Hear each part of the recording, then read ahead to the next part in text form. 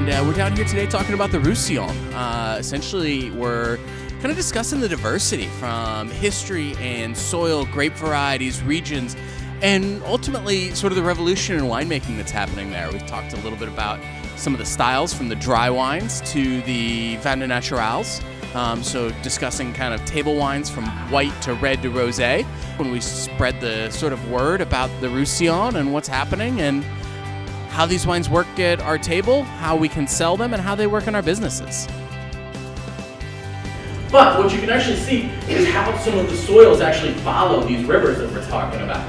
How the mountains each have their own soil type and how that kind of gets dragged down.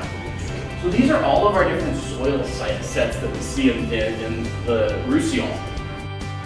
The distribution of Roussillon is going pretty well because there are some really great producers and they offer tremendous value, for the quality of the wine you're getting as opposed to the price. It's an area that hasn't been fully sort of explored and exploited in the market, so there are a lot of great producers that offer really good value, and the market's responding really well to that. I think in our particular portfolio, we have a pretty good representation of the area. But the wines are fantastic, and there's always more room for some of the vins naturels and maybe some different iterations of the bagnole or reef salt or those type of wines.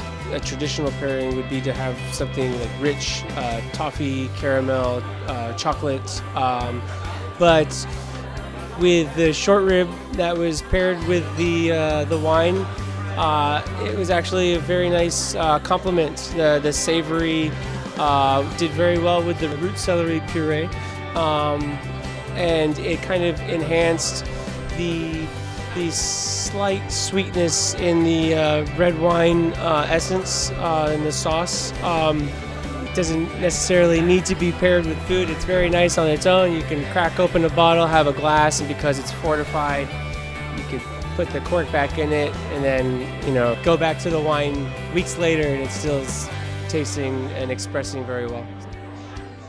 A lot of sommeliers really love the wines because they tell an interesting story, and it's not your generic Côte du Rhône, or you can find some really unique sort of old vineyards or very unique soil types that you don't find a lot of other places. So if someone has a real passion for the wines, they're able to communicate that passion, and It's fantastic that we've had the opportunity to show 40 industry members across all levels, from distributors to on and off premise, some of the joys and some of the showing up in the Roussillon.